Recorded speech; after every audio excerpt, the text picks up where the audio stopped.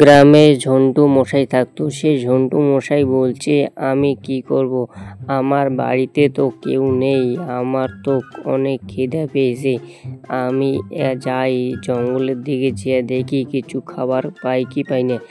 ঝন্টু মশাই জঙ্গলের দিকে হাঁটছিল। হাঁটতে হাঁটতে হঠাৎ করে মনে পড়ে, একটা তো আমাদের গ্রামে শাকচুন্নি থাকে, সেই শাকচুন্নি যদি আমি দেখা পাই আমি কি করব। ওরে বাবা, শাকচুন্নি তো চলে এসেছে। চুন্নি ঝন্টু মশাইকে ভয় দেখাইতেছিল, কিন্তু ঝন্টু মশাই ভয় পাইতেছিল না। ঝন্টু মশাই বলছে, তুই আমার সামনে কেন আছিস, তুই চলে যা তোর বাসার দিকে, আমি কিন্তু তোকে দেখে ভয় পাই না। না হলে কিন্তু আমি তোর চুল ছিঁড়ে নিয়ে যাব আমার বাড়িতে। তুমি আমাকে চেনো না, জানিস আমি কবিরাজ। তোর যদি আমি এখনো চুল ছিঁড়ে নিয়ে যাই না, তাহলে তুই কিন্তু তোর চুল আর কখনো পাবি না। আমি কিন্তু তোর চুল নিয়ে যাব। তারপরে শাকচুন্নি বলছে, ওরে বাবা, তুই আমাকে ছেড়ে দে, ঠিক আছে, আমি তোকে ভয় দেখাবো না, ঠিক আছে, আমার চুল ছিঁড়িস না। তারপরে ঝন্টু বলছে, এখনই তুই আমার সামনে দিকে চলে যা। তারপরে শাকচুন্নি বলছে, আমাকে দেখে কেন ভয় পাস না, আমি কি করছি।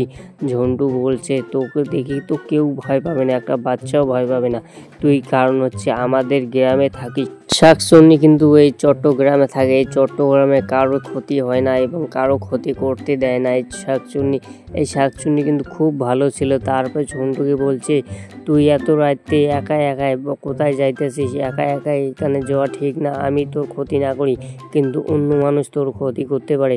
তারপরে ঝন্টু বলছে, একদম তুই ঠিক বলেছিস। আচ্ছা শাকচুন্নি, তুই কোথায় থাকিস বলতো, আমি তোর বাসাটা চিনি না, তোর বাসাটা কোন জায়গায় আছে একটু আমাকে ভালো করে বলবি। শাকচুন্নি বলছে, হ্যাঁ, আমি এটা তো বলতে পারবো না, কারণ হচ্ছে আমার বাসা যদি তোকে বলি তাহলে কিন্তু তুই আবার আমাকে এসে ভয় দেখাইতে পারিস, আমার চুল নিয়ে যেতে পারিস, আমি তোকে জীবনে দেখাবো না আমার বাসা। তুই এখান থেকে চলে যা ঝন্টু, তাহলে কিন্তু তোর ঘাড় মোটকে দেবো, খেয়ে ফেলবো। ঝন্টু বলছে, তুই আমাকে কিচ্ছু করতে পারবি না, বুঝছিস, আমার একটা পশম তাও ছিঁড়তে পারবি না। শাকচুন্নি বলছে, আচ্ছা ঠিক আছে, আমি তোর পশম না ছিঁড়বো, তোকে যদি এখানে বেশিক্ষণ দেখি ঘাড় মোটকে দেবো।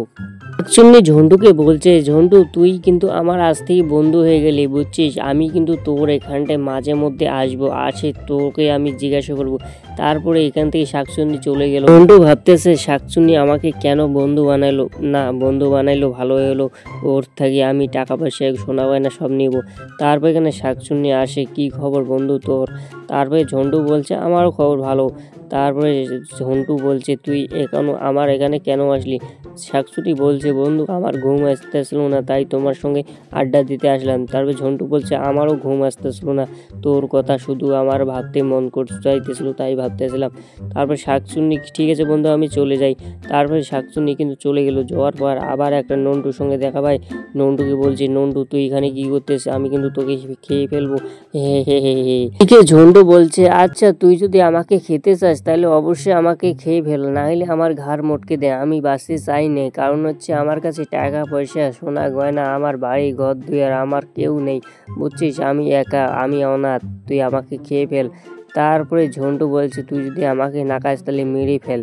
তারপরে শাকচুন্নি বলছে, বন্ধু, আমি তোকে বন্ধু বানাইলাম, আমি আজ থেকে তোকে খাবো না, তুইও আমার বন্ধুর মতন করে থাকবি। আমার ঝন্টু নন্টু দুইজনে আমার বন্ধু হয়ে গেল। শাকচুন্নি এতে অনেক খুশি হয়ে গেল। বলছে, আমি কি এই গ্রামের কাউকে খাতে পারবো না, কাউকে মারতে পারবো না, আমার সবাই বন্ধু হয়ে যাইতেছে। তারপরে শাকচুন্নি কি করলো, শাকচুন্নি বলছে, বন্ধু থাকিস, আমি চলে যাই ঝন্টুর কাছে। এদিকে উড়ে উড়ে চলে আসলো আবার ঝন্টুর কাছে। ঝন্টুর কাছে আস্তে আস্তে বলে, ঝন্টু ভাই, ঝন্টু ভাই, ও ঝন্টু ভাই। তারপর ঝন্টু এখানে শুনলো, বলছে, কি হলো, তুই আবার আমার এখানে আসছিস কেন। তারপর শাকচুন্নি বললো, আমি কি গ্রামের কাউকে খেতে পারবো না এবং কাউকে মারতে পারবো না, সবাই আমার বন্ধু হয়ে যেতেছে। তারপর ঝন্টু বলছে, তুই এই গ্রামকে ভালোবাসিস, বুঝছিস, তার জন্য কাউকে মারতে পারিস না এবং খাইতে পারিস না, সবাইকে তুই ভালোবাসিস, এই গ্রামটা যে আছে সবাইকে তুই পাহারা দিবি, সবাইকে দেখে রাখবি। তারপর শাকচুন্নি বলছে, হ্যাঁ ঝন্টু ভাই, তুই একদম ঠিক বলেছিস, আমি গ্রামের কাউকে খেতে পারছি না এবং ধরতে পারছি না। শাকচুন্নি বলছে, আচ্ছা ঝন্টু ভাই, আমি না একটা লাস্ট চেষ্টা করব, আমি যদি লাস্ট চেষ্টার মধ্যে কাউকে যদি ধরতে পারি তাহলে কিন্তু আমি ধরবো, না হলে কিন্তু আমি সবাইকে, এই গ্রামের যত লোক আছে সবাইকে ধরবো। আজকে বাই বাই, টাটা, আমি যেতেছি। এদিকে ঝন্টুর বউ যেতেছিল। তারপর ঝন্টুর বউকে দেখতে পায় শাকচুন্নি। তারপর হাত ধরে নিয়ে গেল আকাশের দিকে নিয়ে যাইতে বলে আমি তোকে ধরলাম, আমি তোর গায়ে বসবাস করব, আজ থেকে আমি তোর রূপ হয়ে থাকবো। তারপরে ঝন্টুর বউ বলছে, তুই আমাকে শাকচুন্নি কিছুই করতে পারবি না, কারণ হচ্ছে ঝন্টু আমার স্বামী, আমাকে যদি ধরিস, আমাকে কিছু করিস, তুই ঝন্টু তোকে ছাড়বি না, তোর চুল সব কিছু টেনে টেনে ছিঁড়ে ফেলবে, তুই আমাকে কিছুই করতে পারবি না। তারপর শাকচুন্নি ভাবতেছে, কথা তোর একদম রাইট বলছে, আমি তো কাউকে ধরতে পারছি না। আচ্ছা, আমি কি কাউকে ধরবো না, আমাকে কি হবে, আমি কি এইভাবে থাকবো সারা জীবন তোমাদের সঙ্গে বন্ধুত্ব হয়ে থাকবো? তারপরে ঝন্টুর বউ বলছে, হ্যাঁ, আমার সাথে দাদের সাথে বন্ধুত্ব হয়ে থাকবি, অনেক ভালো লাগবে, আমাদেরকেও ভালো লাগবে, তোদেরকেও ভালো লাগবে, আমাদেরকেও ভালো লাগবে। তোর বান্ধবী কেউ নেই, তুই কীভাবে মারা গেছিস? আমি আত্মহত্যাও করেছি, আমাকে মেরে ফেলানো হয়েছে, তাই জন্য আমি উড়ে উড়ে বেড়াতেছি। তারপরে শাকচুন্নি ওর ঝন্টুর বউকে বাড়ির দিকে নিয়ে যেতেছিল। ঝন্টুর বউ বলছে, আমাকে বাড়ির দিকে নিয়ে যেয়ে কী করবি, আমি তোর সঙ্গে ভালো করে একটু উড়ে উড়ে দেখি, আমি তোর বন্ধু হয়ে গেলাম, তোর বান্ধবী হয়ে গেলাম। শাকচুন্নি বলছে, আচ্ছা তুই আমার বান্ধবী হয়ে গেলে ঠিক আছে, আমি তোকে একটু উড়ে উড়ে দেখাই। ঝন্টুর বউ বলছে শাকচুন্নিকে, শাকচুন্নি তুমি কি আগে ভালো কাজ করছো, তার জন্য তো কাউকে তুমি মারতে পারছো না এবং কাউকে ধরতে পারছো না, মনে হয় ভালো কাজ করছো। তারপরে এদিকে ঝন্টুর এখানে নিয়ে আসলো, তারপরে ঝন্টুকে দিল।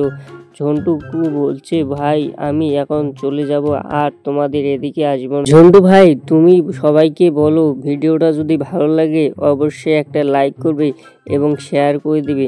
এখনও কিন্তু আমাদের ভিডিওটাতে একটাও লাইক আসে নাই এবং শেয়ার আসে নাই। তারপরে ঝন্টু বলছে, আচ্ছা বান্ধবী তুমি যাও, আমি লাইক শেয়ার সবাই করতে বলবো, সবাই লাইক শেয়ার করো শাকচুন্নি বোনটার জন্য। এই বলে শাকচুন্নি চলে গেল। ঝন্টু এখানে মুখ আন্দার করে বসে থাকলো।